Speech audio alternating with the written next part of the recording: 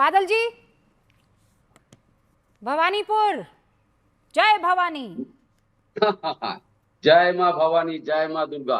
जो भवानीपुर शुभेंदु अधिकारी और मुतवा संप्रदाय के बारे में जो आपने जो मैथमेटिकल जो कैलकुलेशन आपने कहा, हाँ, मैं आपको कह रहा हूँ मैडम, शुभेंदु अधिकारी का राजनीतिक करियर खत्म हो रहा है 2026 में, और खत्म करने का जो कोशिश, पहला कोशिश वो भाजपा ने किया है।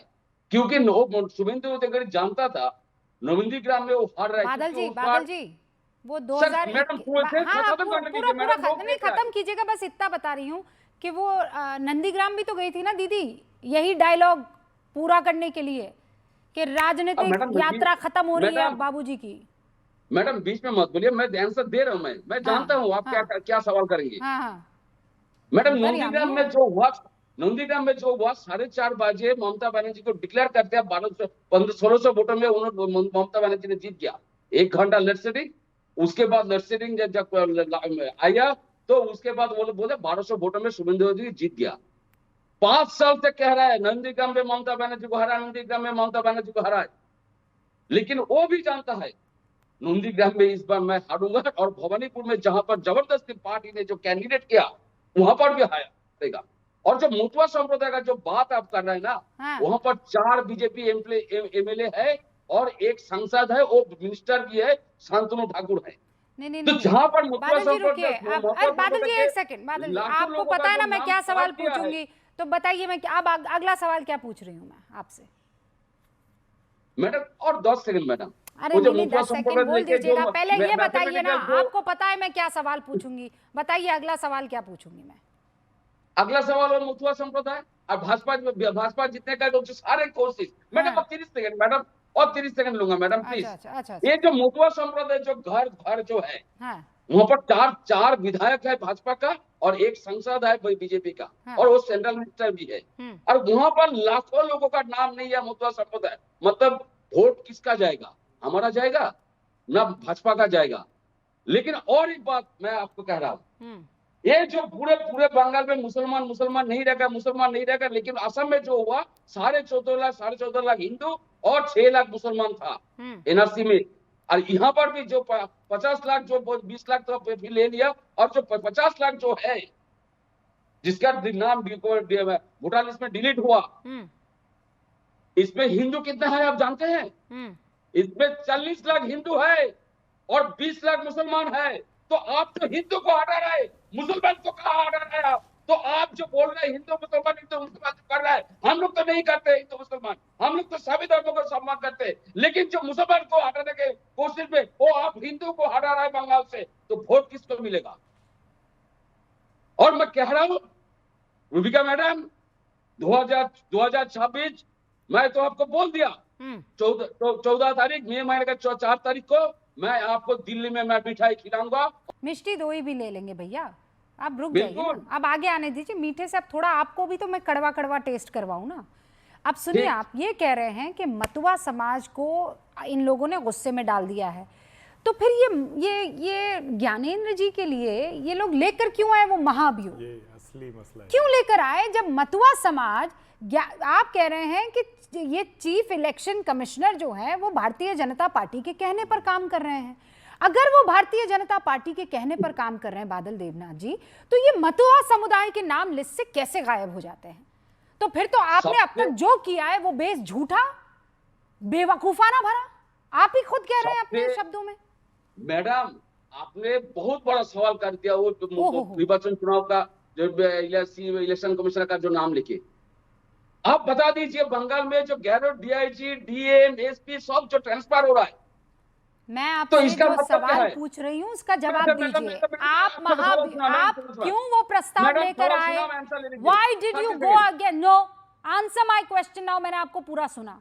आपने कहा मतुआ समुदाय भारतीय जनता पार्टी का वोटर है, उनके नाम को भी इन्होंने वोटर लिस्ट से गायब कर दिया है, अब ये बर्बाद हो जाएंगे, ममता दीदी को सारा वोट जाएगा। तो फिर आप बेचारे सीईसी के पीछे क्यों पड़ गए? सीईसी तो फिर इनके लिए भी काम नहीं कर रहे हैं उस लिहाज से। तो मैडम प्लीज मैडम 30 सेकेंड उसमें हो जाएगा, उसमें आंसर हो जाएगा आपका, सारे सवाल का आंसर हो जाएगा। सुन लीजिए, बंगाल में भाजपा को भरोसा नहीं है लोगों के ऊपर, जितना वोटर है, वोटर के ऊपर इन लोगों का भरोसा नहीं है। इसलिए इलेक्शन कमीशन यहाँ पर आके सारे चेंज करके बिहार से, यूपी से, गुजरात से, वहां से एक बूथ में 3-4 लोग बाहर से यहाँ पर है, और एक बूथ इलाका में एक बाइक यहाँ पर दे रहे, एक लाखों करोड़ रुपया खर्चा कर रहा है।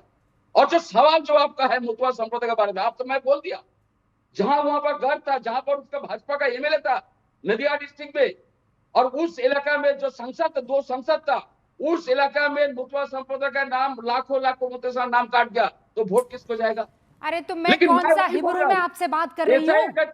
अरे मैं कौन सा हिब्रू में बात कर रही हूँ आपसे? मैं हिंदी में ही तो बात कर रही हूँ, बंगाली मुझे आती नहीं है, वरना बंगाली में भी आपसे ये सवाल पूछ लेती। भाग रहे इधर से उधर मेरे सवाल से। बहुत क्लियर सवाल मैंने पूछा है कि आप सीसी के पीछे फिर क्यों पड़ गए जब मतुआ समाज के नाम को भी ये लोग काट रहे हैं? तो यानी दोनों के ऊपर छुरी चली है ना हर्षवर्धन जी? बिल्कुल एक्सपोज हो गए ये तो। नहीं, आप किसी की आवाज डाउन नहीं, आप नहीं। हाँ रूबिका जी, मुझे उम्मीद थी कि बादल देवनाथ जी ऐसे पकड़ में आने के बाद थोड़ा तो शर्म लिहाज करेंगे, लेकिन शायद शर्म लिहाज का वक्त खत्म हो गया है। और जरा सोचिए, ममता बनर्जी कह रही हैं कि सबका वोट कट गया। एक तो मैं ये कहूँगा कि हम लोग भी ये शब्दावली न इस्तेमाल करें कि चुनाव आयोग ने किसी का वोटर का वोट काट दिया है। हो सकता है कुछ में डाउटफुल हो, कुछ में कोई गड़बड़ हो, कुछ को ठीक करना हो, लेकिन जिनके नाम कटे हैं वो आधार है, या तो वो नहीं है, या तो वो डुप्लीकेट हैं, या तो वो बोगस है, या तो इस दुनिया में ही नहीं। और जो डाउटफुल हैं उनके ऊपर कार्रवाई चल रही। और जब सबके वोट इसी तरह से तय किए जा रहे हैं, वेरीफाई किए जा रहे हैं, टेस्ट किए जा रहे हैं, तो फिर इस तरह का हल्ला हंगामा क्यों? और मुझे लगता है कि सबसे महत्वपूर्ण सवाल आपने पूछा कि भाई तब ज्ञानेश कुमार जी के खिलाफ महाभियोग क्यों? वो आदमी तो बंगाल में एक तरह से निष्पक्ष चुनाव करा रहा है। और आपको क्या ये भरोसा नहीं है कि एक एसपी, एक डीजी, एक कमिश्नर, एक डीएम या जो जहां बैठा हुआ है वो हटेगा और दूसरा व्यक्ति आएगा तो आप चुनाव हार जाएंगे? क्या प्रशासन के भरोसे ममता बनर्जी चुनाव लड़ रही हैं क्या? ये सवाल पूछा जाना चाहिए। और मैं ममता बनर्जी, देखिए, मेरी तो बड़ी पसंद की नेता है। वो जिस तरह से लड़ती हैं और जिस तरह से एक चैलेंज देती हैं, 144 भाजपा ने घोषित किया, उन्होंने 291 घोषित कर दिया, कहा है हमारे पूरी तैयारी। लेकिन ममता जी, ये सवाल तो पूछा जाएगा कि क्यों आप नंदीग्राम दोबारा जाने का साहस नहीं जुटा पा रही? डर लगता है क्या? एक लाइन की बात। मैं आंसर देना चाहता हूं मैडम। नहीं, आप आंसर देंगे तो बाकी सब मेरे मेहमान क्या करेंगे? अभी रुक जाइए ना। नहीं, पहले 3 लोग, नहीं पहले 3 लोग, उसके बाद एक रसगुल्ला कम कर लीजिएगा आप जब दिल्ली आए। ठीक है, कोई बात नहीं है। हाँ, जफर इस्लाम साहब, बंगाल कौन जीत रहा है? नहीं, बंगाल में इस बार बिल्कुल बदलाव होने वाला है। और ये ममता बनर्जी भवानीपुर गई है, पिछले बार नंदीग्राम से हारी थी, इस बार भवानीपुर। वो तो पिछली बार नंदीग्राम गई थी।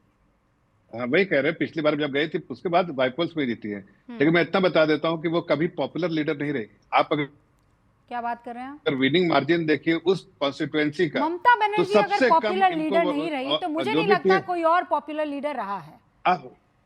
48% वोट पाए हैं मैडम ने। पूरी बात हो, अरे सुन तो लीजिए 1 मिनट मेरी बात। आप जो जनरल, जब असेंबली इलेक्शन हुआ, बाइपोल्स को छोड़ दीजिए ना, जब जनरल इलेक्शन हुआ और जब भी विनिंग मार्जिन देखिए टीएमसी के कैंडिडेट जीतते हैं, लेकिन इनसे ज्यादा मार्जिन से जीतते, कोई 87,000, कोई 76,000, बट इनको जो है उससे कम वोट्स आए हैं।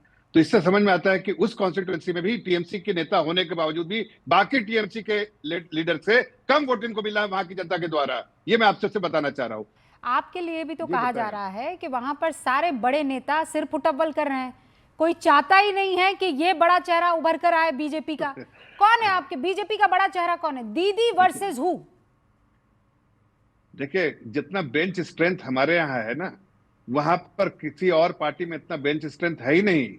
वो एक आदमी जो है, जो लीडर बन के चल रहा, ममता बनर्जी के बाद क्या कोई नहीं। यहाँ शुभेंदु अधिकारी के बाद, दिलीप घोष के बाद बहुत सारे, सिन्हा जी का नाम, इतने सारे नाम है कि आपको राहुल सिन्हा जी अभी मेंबर ऑफ पार्लियामेंट बन गए हैं। शुभेंदु अधिकारी के बाद, दिलीप घोष के बाद, वो दिलीप घोष जी